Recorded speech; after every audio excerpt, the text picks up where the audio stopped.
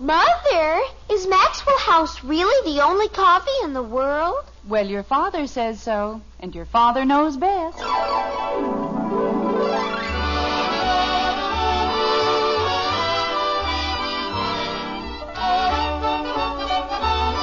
Yes, it's Father Knows Best, transcribed in Hollywood, starring Robert Young as father.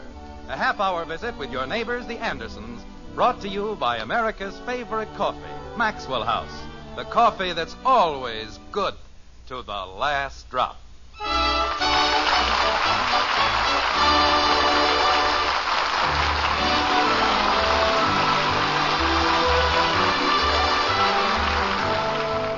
In every week, there are 7 days. In every day, there are 24 hours. In every hour, there are 60 minutes, or 3,600 seconds. That's a lot of time, isn't it? Time enough to do almost anything. Unless, of course, you happen to be a father. If you're a father, like Jim Anderson, there's never enough time. Never enough minutes or hours or days.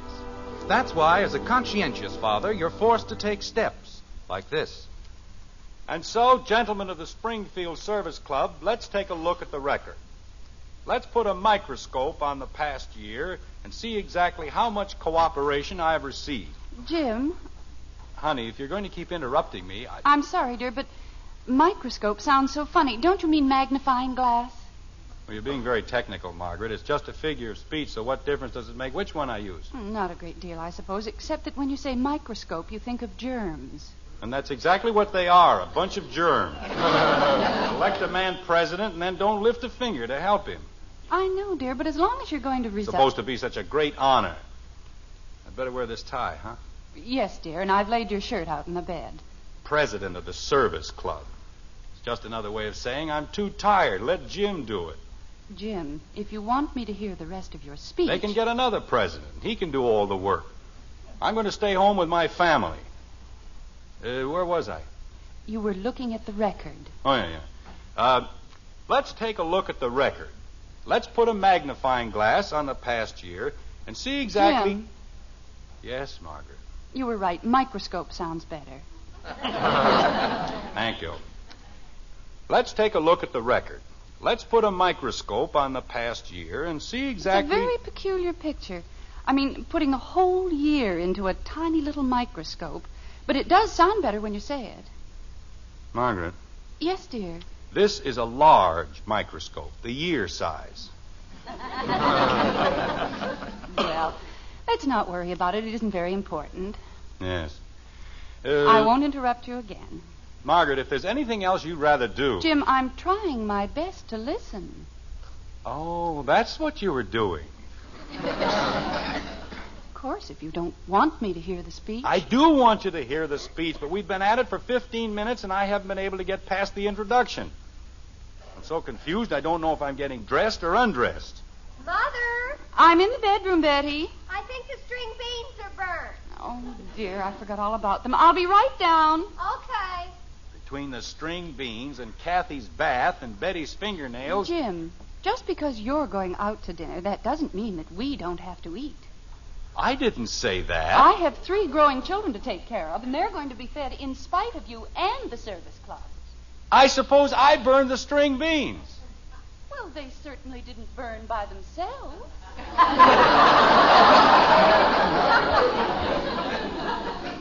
Now, there's logic for you. I'm going out to dinner, so I'm responsible for everything that happens in the house. Blue sock, blue sock, blue sock. Why is it I can never... Bud! You want me? What happened to my... Oh, What's that, Dad? never mind, I found it. What? I said, never mind, I found it. You found what? My other blue sock. I haven't got it. I know you haven't, I just found it. You did? Yes! That's nice. I thought you'd be happy.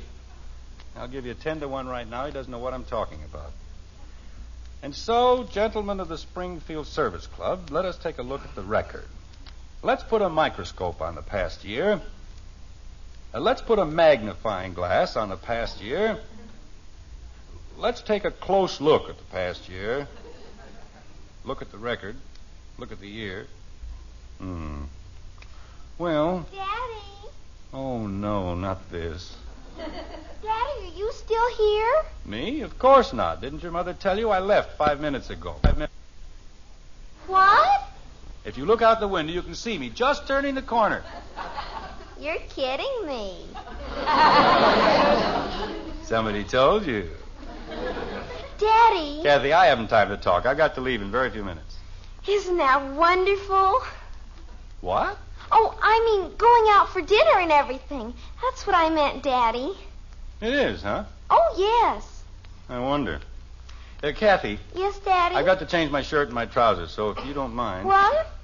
Kathy, get out and close the door, please. But I don't mind, Daddy. Well, I do. Now, please get out and close the door. Gee whiz, nobody ever lets me stay any place. All I do is get out. Just like living in an alley, that's what it is. Give a man the privacy of a goldfish. Let's take a close look at the past year and see exactly how much cooperation I have received. As president of the local service club, I've neglected my family, my business, even my golf for the sake of this organization. Examine your own consciences and ask yourselves, what did I do to help? Now, what happened to the darn things? You can never find anything around here. Margaret! She isn't here, Father. She was here 2 seconds ago. She's trying to borrow some string beans from Miss Davis. Oh, thank you. You're welcome. String beans. I can't find my cufflinks, and she's gallivanting all over the neighborhood chasing string beans. Examine your own consciences and ask yourselves, in the past year, what did I do to help? What did I do to help? What did I do to help? What did I do to help? Bud, he's taking those cufflinks again, so help me. Bud, come in here. Okay, Dad, I'll be right in. If I've told him once, I've told him 1,000 times. I couldn't have made it any plainer. You want me for something, Dad? How many times have I told you to leave my cufflinks alone? Which cufflinks? My gold cufflinks, the ones the service club gave me. Oh, those. Well, I don't know. you don't know what. How many times you told me?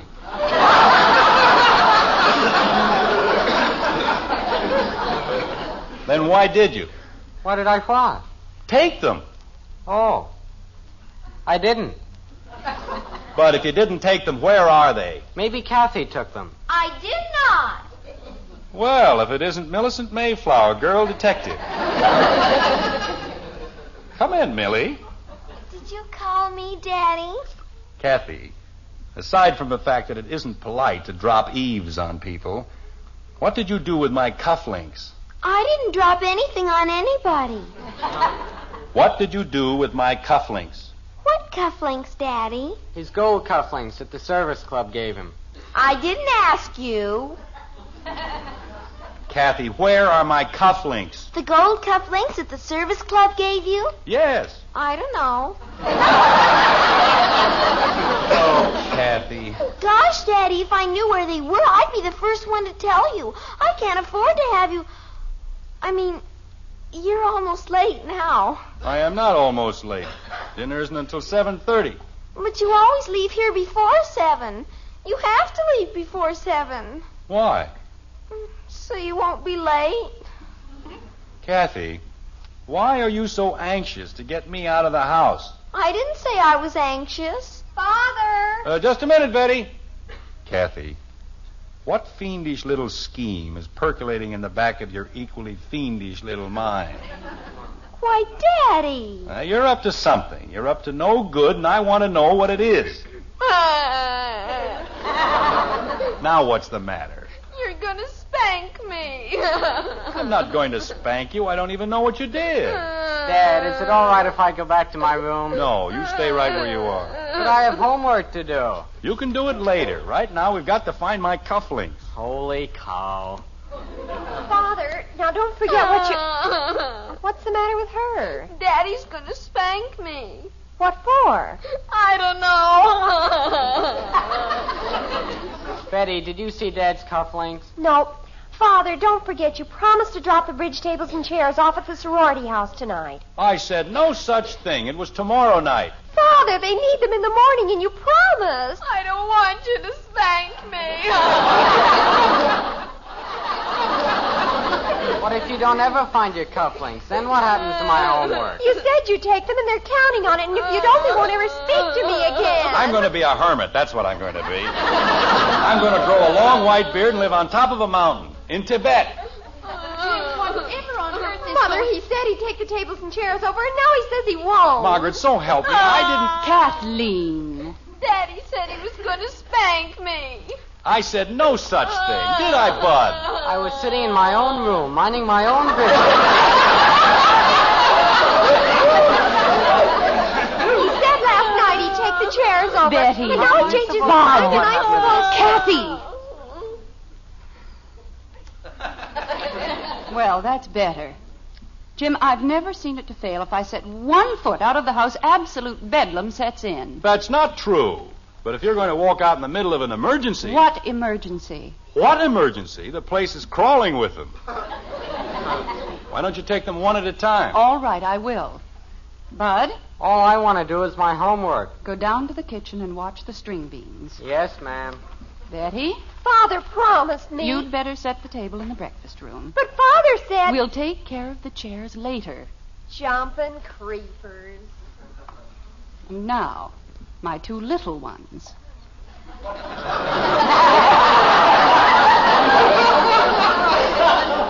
Margaret, you realize that this whole thing is absolutely ridiculous. Kathy, Yes, Mommy? why were you crying? I didn't want Daddy to be here at 7 o'clock. Why? Because that's when she's coming here to speak to him. Who is? My teacher. Oh, that's what it was. Now, you see, Margaret, I had a feeling from the very beginning. Jim, Hmm? what was your little problem? My gold cufflinks are gone. They've disappeared. Vanished, that's all. What are those in your cuffs? What? Oh. How'd they get there?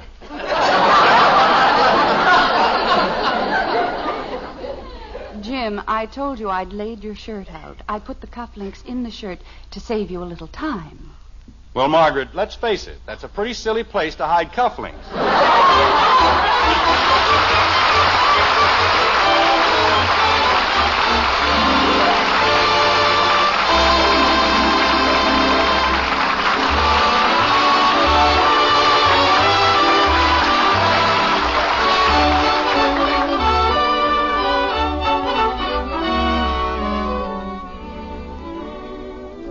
Breakfast ready, darling?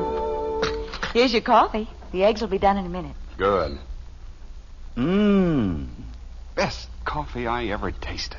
That man you serve coffee to, here's something about him you ought to know. He's the world's greatest coffee expert. Yes, ma'am, your husband is the #1 expert on coffee. Of course, we Maxwell House people, we think we're pretty fair experts. Our coffee is America's favorite brand. But the final judge, the real expert, is that man of yours. And if you'll pour him a cup of Maxwell House, we're mighty sure he'll say, Best coffee I ever tasted. in fact, if he doesn't, we'll give you your money back. You see, we know there's no coffee tastes like Maxwell House because no coffee's made like Maxwell House. No other coffee has that wonderful good to the last drop flavor. Get Maxwell House tomorrow. Start serving it to your husband. And if he doesn't say it's the best coffee there is, why, you return the can and unused portion to us, and we'll gladly refund the price you paid. Our address is right on the front of that familiar blue tin. Tomorrow, see how much the world's greatest coffee expert, your husband, enjoys Maxwell House coffee. Always good to the last drop.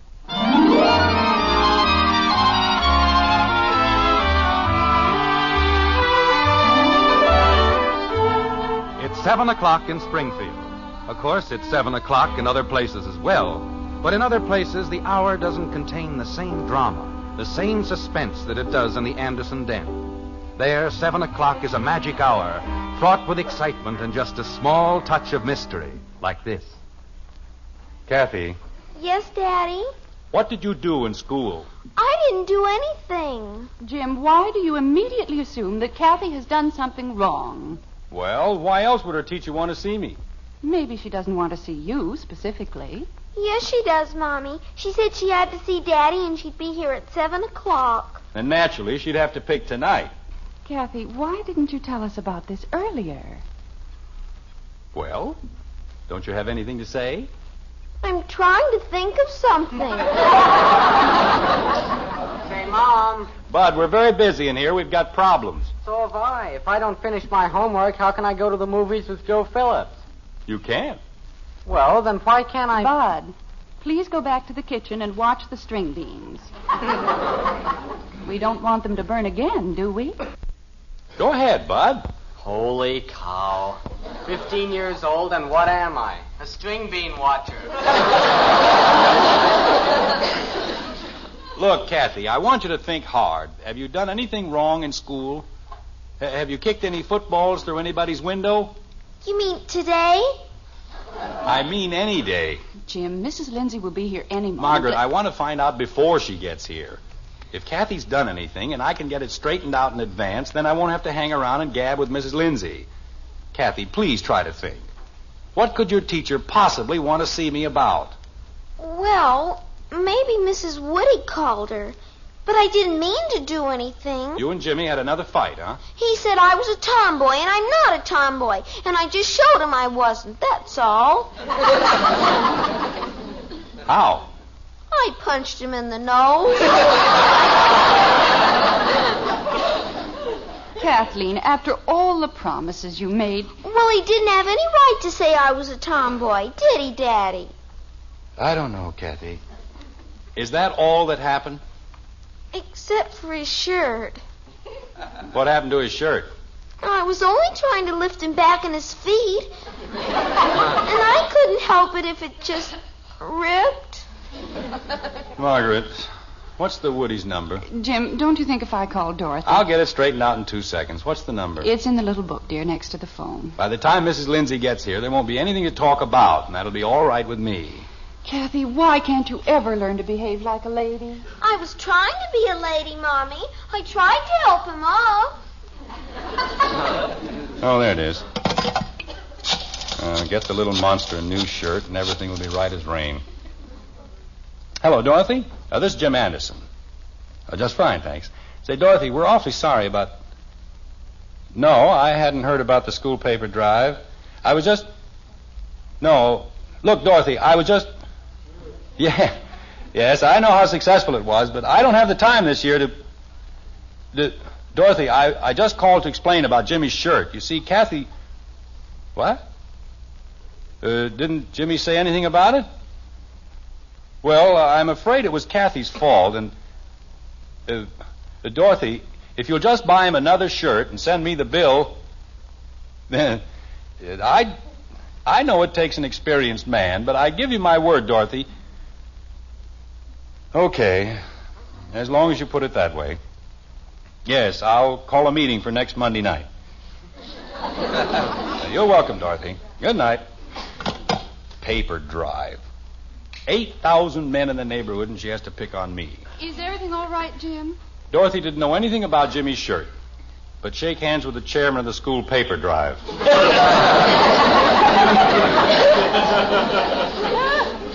Jim, it won't do any good to give up your office in the service club if you're going to turn around It wasn't my idea, Margaret. She said I owed it to her on account of Jimmy's shirt. Well, what could I do? Well, it'll only be for a month, and then you'll have all your evenings to spend with us. Father, Bud and I put the bridge tables and chairs in the back of the car. What for?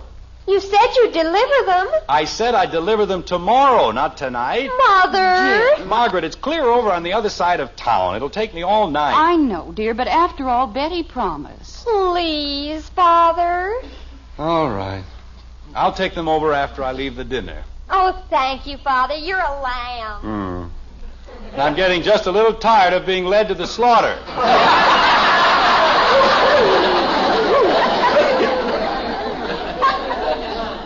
Daddy, Yes, Kathy.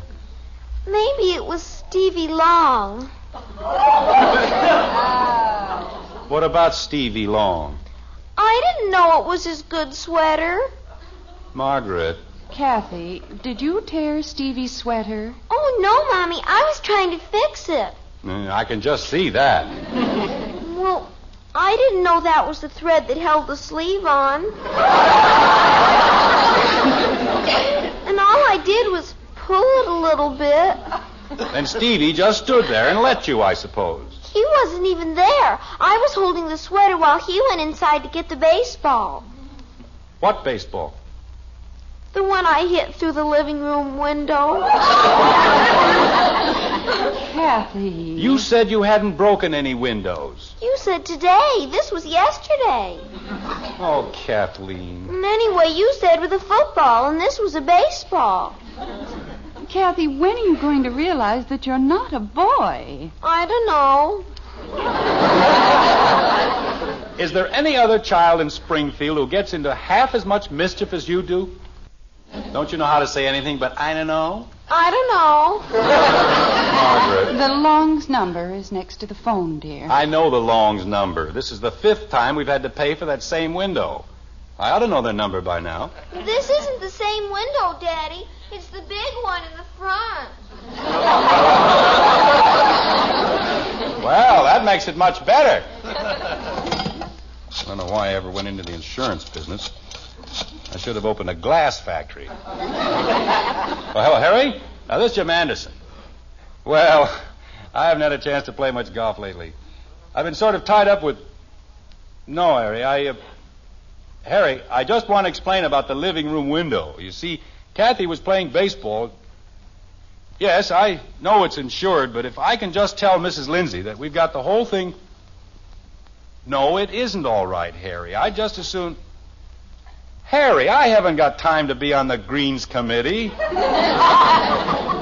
I'm going to resign as president of the Look, Harry, I know that it...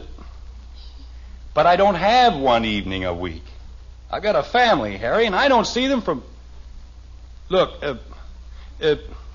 can't I just send you a check for the window? Okay, Harry. 8 o'clock at your house. On Wednesday. Yes, Harry. Okay, good night. I don't know. Every time I pick up the phone, I'm a member of something else. Did you straighten everything out with Harry, dear? Oh, sure.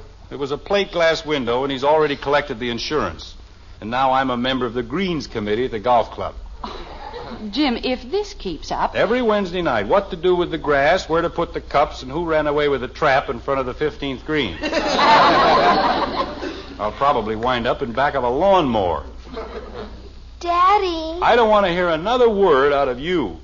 But I just thought of something. Jim, she's only trying to help you. Oh, sure. She's helping me just fine. I'm a paper collector and a grass cutter, and I still don't know what Mrs. Lindsay wants. I do.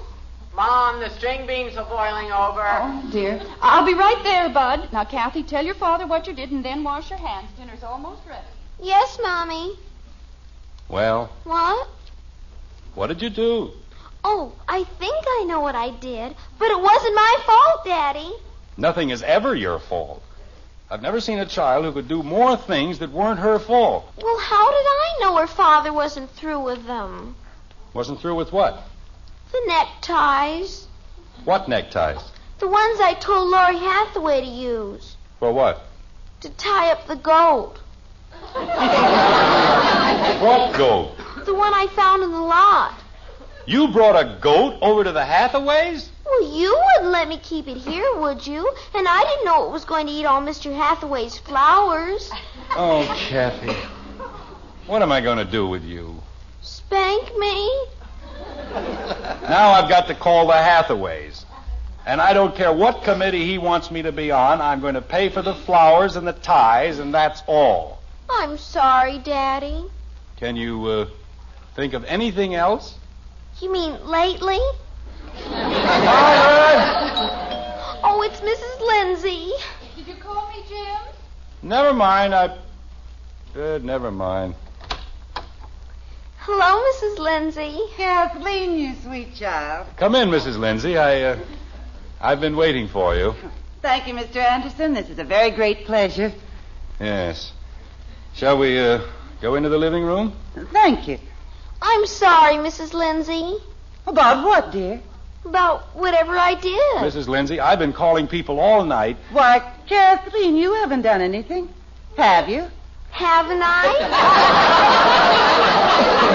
Not that I know of. Gosh. Oh, wait a minute. If she hasn't done anything, what did you want to see me about? Mr. Anderson, I have the most wonderful news for you. You've been elected president of the PTA. Congratulations. Oh, no.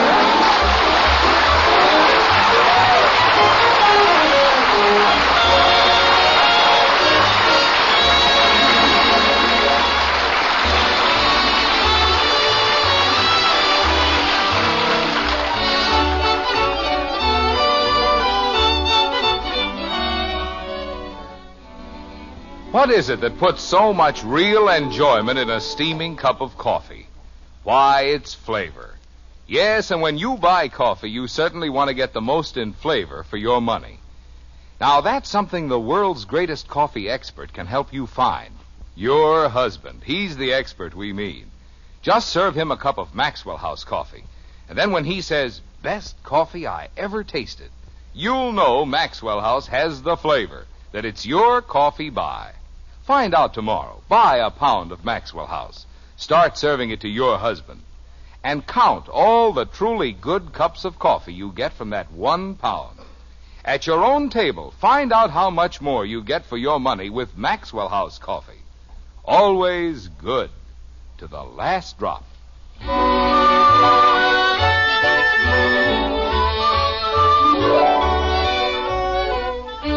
The night is dark, the clock strikes 2, and the white frame house on Maple Street stands hushed beneath the starless sky.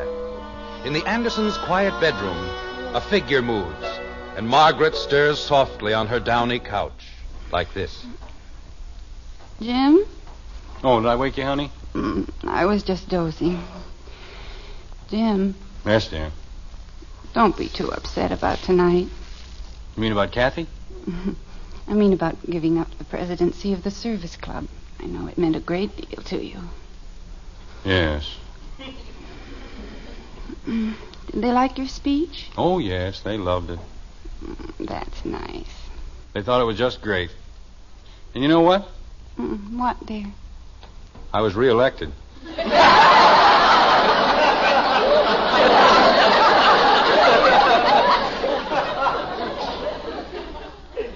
Good night, Jim. Good night, dear.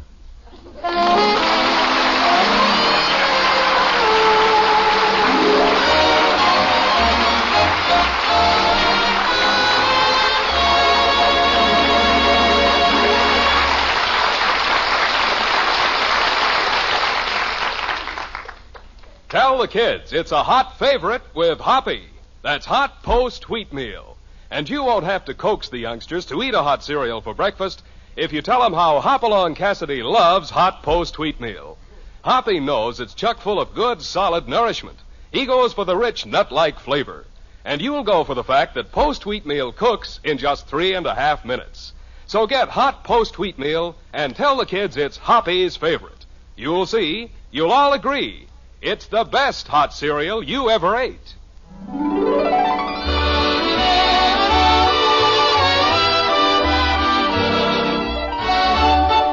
Join us again next week when we'll be back with Father Knows Best, starring Robert Young as Jim Anderson, with Roy Barkey and the Maxwell House Orchestra, and yours truly, Bill Foreman.